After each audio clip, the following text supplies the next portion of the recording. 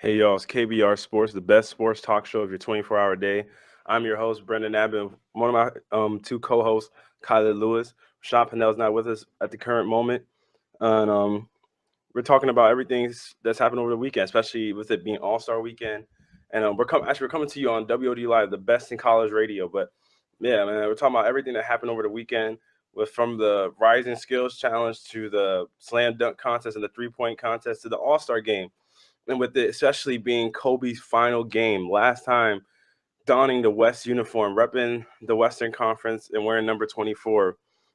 So we're going to get into some of that. And then we're going to also get into, for all those who watched last week, all those who were here with us last week, who saw when we had our guest Tamara on live, we were talking about, I said that if, we were going to talk about the top 10 or top 100 rankings of all time, and we were asking where was LeBron going to end up on the list, and nobody, we just couldn't find him on that list. So we were just wondering, where's LeBron going to end up on the all-time list? So it comes out today it came out last week right after we did the show, actually, it came out that LeBron ended up being third. So we'll get into that, y'all. We'll get into that, but start off with the All-Star weekend. It was a great weekend. Especially the All-Star games to start off with. Russell Westbrook was the All-Star game MVP. Kobe 31 points, 8 assists. Yeah, Kobe was the he was a headliner of the whole game. With it being Kobe's last game, it was like a bittersweet moment. What do you say, Khalid? Like, what did you think of it? I definitely think that we're gonna miss Kobe. This being his last All-Star game for 18 years. 18 All-Star appearances, and this is gonna be his last one. It definitely hurts fans in the special place in their heart to see Kobe this be his last game. But I definitely think they celebrated the man to a good extent, and they definitely showed him so much love. Yeah, man. I mean, Kobe finished with 10 points. He grabbed multiple rebounds and had plenty of assists. He went 4 of 11 from the field.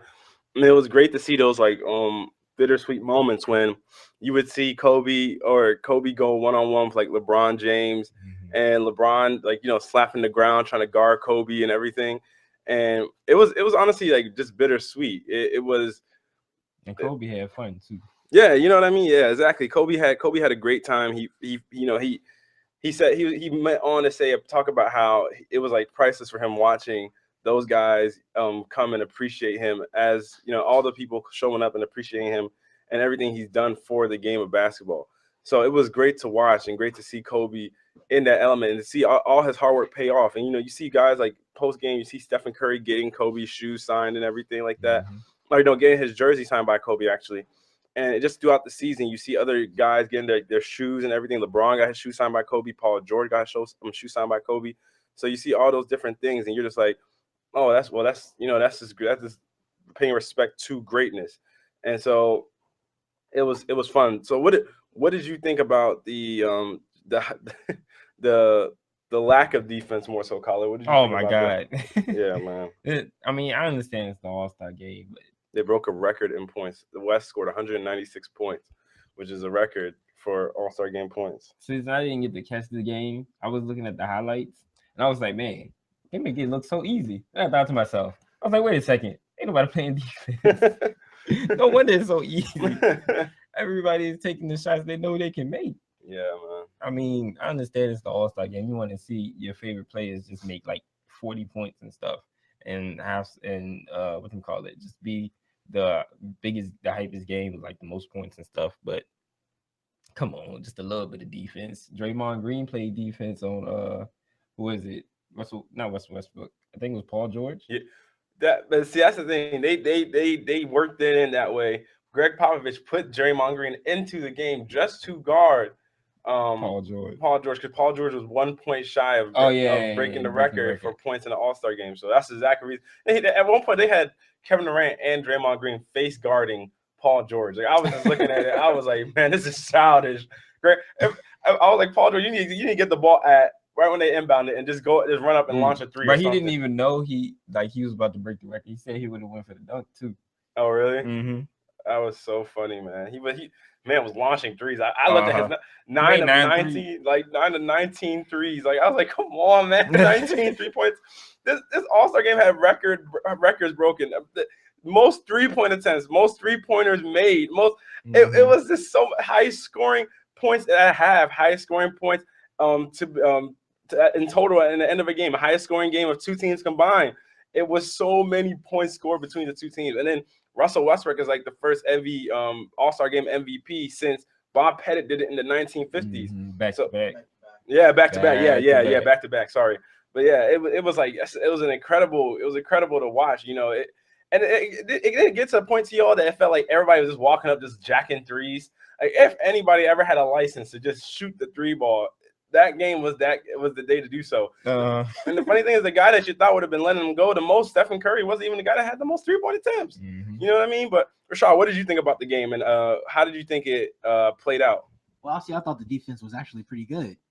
You know what I'm saying? Hey, 196 points. Look at this one. Look at the bright side. Hey, look at the bright side. Look at the bright side.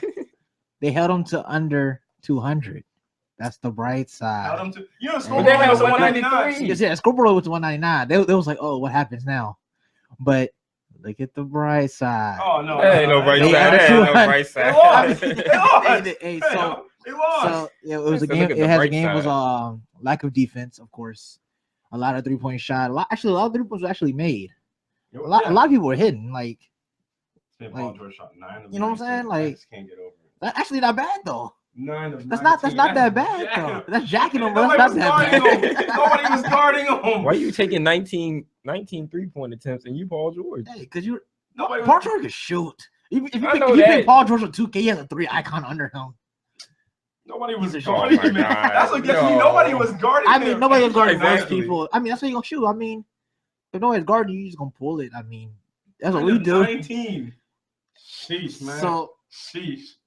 I mean, the game was still fun to watch. You still saw the Lakers don't even average 19 or 9-footers. The game sucked. You got to see a lot of actual like slam dunk contest dunks in this All-Star game. You seen a couple from LeBron. You seen some from DeMar DeRozan. You seen some from Westbrook. So it's like you actually get to see good. It's a show. It's a show. And you get to see your show. Entertaining. So watching this game, no matter what the score is, I actually enjoy the high scoring games. I'm like, yo, who gonna hit 200 first? Oh my god, something like that. Who gonna hit 150 first? Because that's what it used to be, like 150. And you're like, yeah, that's right. Who's gonna hit 200 first? So, but I mean, like you said, Paul George, 1 3-point away, 1 basket away from breaking the records. So I feel like, from what I listen, I feel like he did know, but I feel like the way he went by it, he was trying to hit the 3-pointer to break both at the same time. Because might as well, if you want to break one record, might as well break both. You know what I'm saying? Because he needed to hit one more 3 to break that, and then score 1 more basket to make that. Doing both, hit 1 shot to do it, and that's where the face guard came, because he was just chilling at the 3-point line. He wasn't trying to like move to get the ball open. I mean, because let it have been me. Let's put myself in Paul George's shoes. If I had to break that record, oh man, I'm taking the ball out of bounds. I'm throwing off dude's back. I'm taking it myself. Drawing the foul. I'm getting that record. I'm getting the record. Oh my! Did anybody notice LeBron didn't even play like hardly any minutes in the fourth quarter? Wise coaching from Tyronn Lue. You said wise coaching from Tyronn Lue. I was looking at it. I was like, man, LeBron is not present in this fourth quarter. And I was like, man, Kawhi Leonard ain't in the fourth quarter either. And I was sitting here thinking, I'm like, Greg Popovich and Tyronn Lue, y'all some smooth operators. Nobody picked it. Nobody peeped it. I mean, LaMarcus Aldridge was in. Yeah. Steph and Clay played a lot too. Yeah, Steph and Clay were in there for a good amount of time, but run y'all down. Yeah, you know what I mean. And I did not see LeBron at all. I'm sitting here, I'm like, man, where is LeBron James at? I was just looking. I was like, I would have thought that down the stretch we would have seen more Kobe and LeBron one-on-one situations. You know, just so the fans can get what they want to see. Like, that's what the story's been throughout the career is Kobe, LeBron kind of thing. And then you see it, and I was like, man, where's LeBron?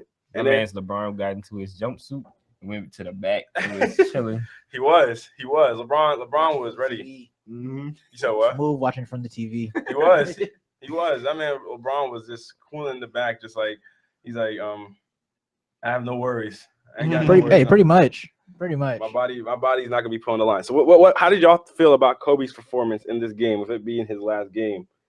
How did you each feel about how he played? Rashad, let's start with you. How do you feel he played? I mean, he played. It was He, like he 10 played. points, it was seven, like seven, seven, seven he assists, played 6 what, rebounds. 26 minutes. Yeah, I mean, it's like his regular season stats. It's not like it increased or decreased. I mean, we see him with the same Cole we see for the first 40-some games of the season. So I mean, we can't expect him to be like the leading scorer of all time in All-Star history like he's been doing. Can't expect that out of this Kobe now. But I mean, it's still great to watch Kobe play. It's still great to see him do his things that he do. Like you saw he had fun. He was mic'd up. You saw he had fun talking with Paul Gasol. Like, hey, let me post Paul Gasol up real quick. You know what I'm saying? They give him the ball, let him do it. You know what I'm saying? It's still fun watching Kobe play.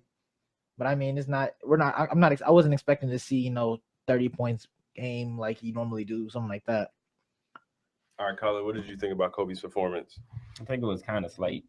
It was kind of slight because uh, I know it's the All Star game, and I know the man ain't been 100% Kobe all season, but there was no defense being played.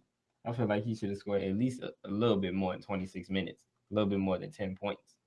But I mean, that's just me though. I Maybe mean, miss your Kobe shots. might You not miss your have been there. shots. Yeah, but Kobe might not have been able to do it. But I do think he should have. It should have been more than 10. You miss your shots. You miss your shots. Understandable. I mean, I think Kobe did. I mean, Kobe was just there to enjoy the moment. I don't think he wanted to win All-Star Game MVP, which a lot of people wanted him to do because they were like, let's send. We wanted Kobe to go off with the fairy tale storybook ending kind of thing, and he was just like, man, I just want to be. I'm just happy to be here. I'm just happy to be in front of the fans, just be playing, be in Toronto, and just to see this kind of reception I've received. So Kobe wasn't all about he was relishing in the memories that he was gonna have, like the competitiveness. And it was one time like LeBron James interview bombed him, and he's like, that's the stuff I'm gonna miss. This competitiveness of these guys. And I saw him tweet something out before like the game. It was an article he wrote about on the Players Tribune talking about his competitive like fervor and talking about how even in the All-Star games when he was younger, because everybody always talked about how Kobe hated the All-Star games and stuff when he was younger because he hated all this stuff going on and whatnot, and that he just wanted to play basketball, and that he never saw it as a weekend to have time off. He always saw it as a time to it's time to we're the best of the best. Like I'm gonna come after you as if it's a regular season game because that's what the fans want to see. They don't want to see us. I don't understand why I'm gonna be out here taking it easy on y'all when the fans want to see us, cut neck, cut throat, coming at each other all game long. And that's what I've given them all season. I'm not going to be anything different than what I've given y'all all season. So that's how he's seen it. He was like, maybe it's, and he ended out the article saying like maybe it's me that's wrong that for feeling this way in this generation of iPods, iPads, and all this stuff. Like maybe it's me that's wrong, but maybe just maybe. And I was like, man, that's a great thing because now everybody talks about all the basketball players now. They are all technically friends. It feels like, and everybody's like, where did the competitive days of Magic and Larry Bird and Jordan and the Pistons, Jordan and Magic, and all these guys go? And I mean, a lot of it is due to AAU basketball. Like a lot of these guys growing up played against each other on more than one occasion. Like D'Angelo Russell's played against Karl Anthony Towns and Jahlil Okafor numerous times, and then you end up being in college basketball playing against these guys, and then going to NBA, you're playing against these guys. You guys are your friends. Mm-hmm. And same thing about you can say about LeBron James, about Carmelo Anthony, about Dwayne Wade, Chris Paul, all those guys. They've all grown up, especially with the AAU basketball system, how it is today.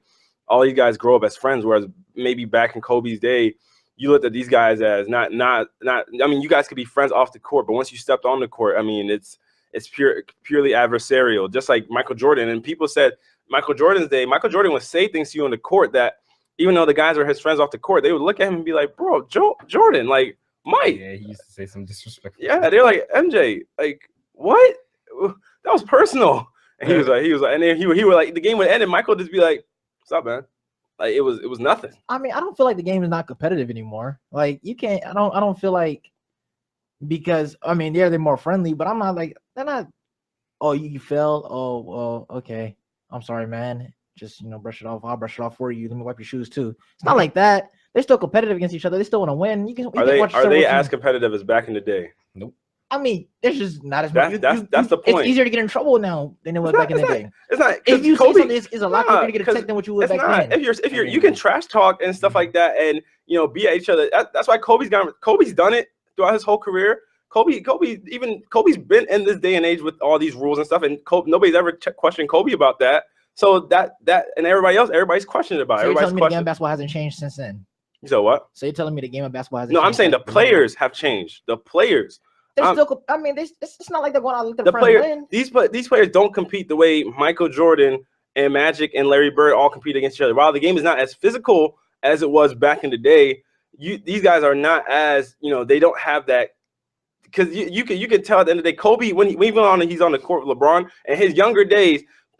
People said that people always try to make this rivalry of Kobe and LeBron. Kobe always said I like LeBron, but just on the court, I just couldn't be his friend. That's all it was. And you saw that all the time when they played. You never really saw any kind of friendly thing between Kobe and LeBron. Everybody always thought it was a rivalry kind of thing, and they show respect to each other after the game. But you see some of the games even when Kobe and LeBron played, and LeBron was in Miami, when LeBron was in arguably his prime. You see Kobe and LeBron walking down the court talking demonstratively towards one another, because that's just how Kobe is. And he does the same thing with Dwayne Wade. He did the same thing with Chris Paul. Even yesterday at the All-Star game, Kobe was trash talking Chris Paul on his own teammate on the bench, talking about you won't get no more steals than me in an All-Star game. It's not going to happen. So Chris Paul was reaching so much yesterday in the All-Star game to try and get more steals than Kobe. So it's not that I don't feel like today's games players aren't competitive. It's just that they all have a level of friendliness with one another that Kobe and AI might not have had. You even saw when Kobe and AI played each other. They were trying to go at one another's throats all the time. They almost got to blows at one point when they were playing on the court. And AI says he respects Kobe so much for that because he's one of the best competitors he ever played. Same thing Tracy McGrady said. Tracy McGrady's played against Jordan, and he played against older Jordan to that fact. But he said he's played against Jordan. He said Kobe's the greatest player I ever played against because the way he competes. You don't see that out of anybody else in today's game. You don't see that. So it's not like I'm saying these players aren't competitive, because LeBron's a competitor, Kevin Durant's a competitor, Stephen Curry's a competitor. But are we gonna say any of these guys? Okay, I mean, there's a very select few that are competitive, like Kobe Bryant. I mean, we could probably even say Kobe and Michael, like a select two that are as competitive as they are. But are they? Westbrook is a competitive zone. No, Russell Westbrook is very competitive. But the only thing is Russell Westbrook, his competitiveness. I don't know how to describe Russell Westbrook. Russell Westbrook is very unique because he's competitive. Because he takes awful shots when he gets too competitive. No, but the thing is, the way Kobe and Jordan compete, they still stay within their mind when they're competing. You know what I'm saying? Like they took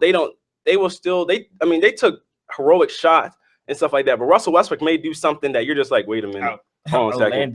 Yeah, you know what I mean? He'll do something like, or he'll have a terrible turnover that you're like, he's not in control. That's the thing. That's the thing. Russell Westbrook, sometimes you're like, he's not in control because he wants to win. Got to do with each other.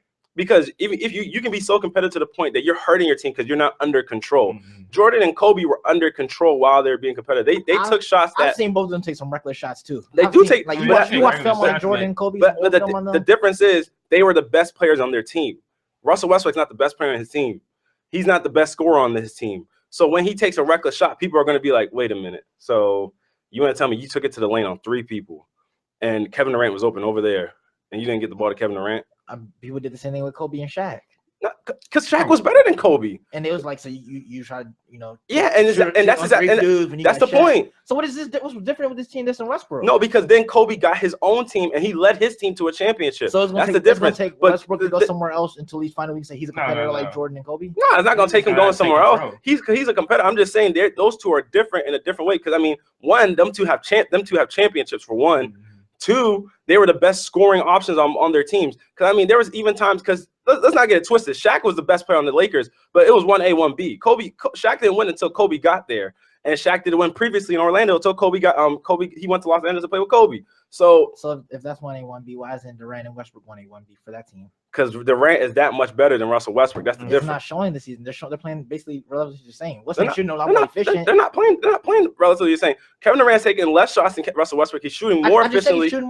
And Russell Westbrook has the ball in his hands more of the time than Kevin Durant because he brings the ball up the floor. So he gets to decide what happens. So he's going to average more assists and stuff. Yeah. You know what I mean? So it's like now Russell Westbrook is a better defender. The only problem is sometimes Russell Westbrook gets out of control on defense also, and he gets reckless on defense. He puts himself out of position on the defensive side of the ball because he's trying to go for a steal or something.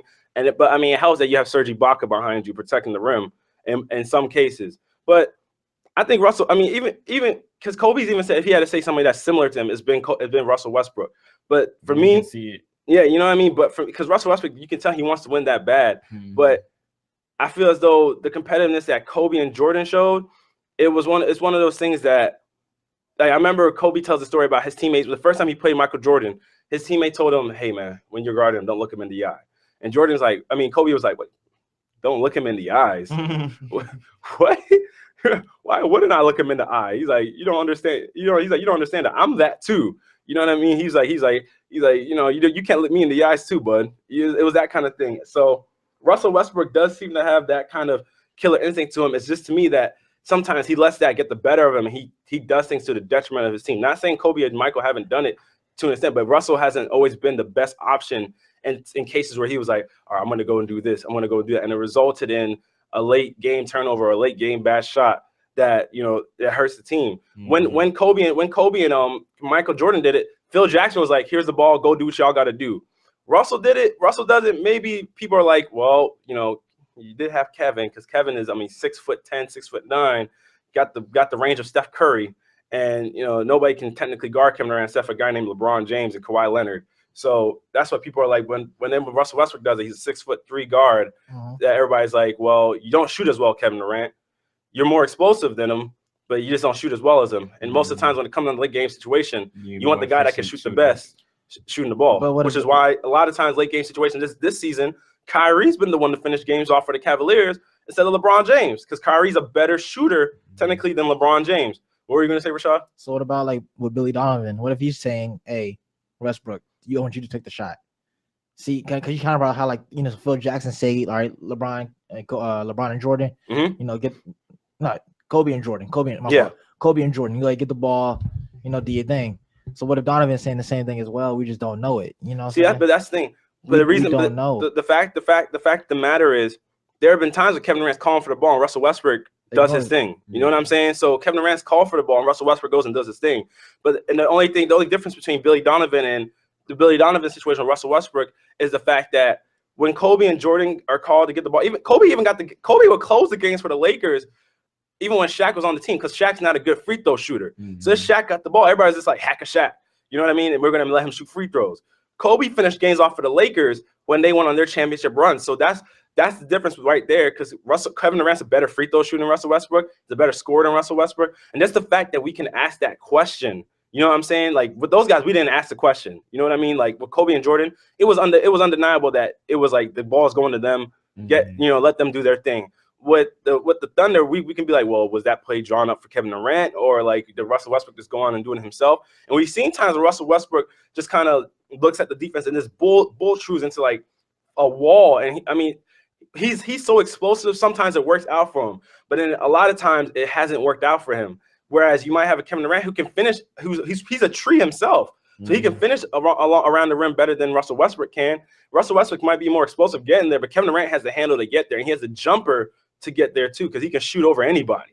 So that's the only thing that the difference for me between the Russell Westbrook and the Kobe and Michael Jordan situation. But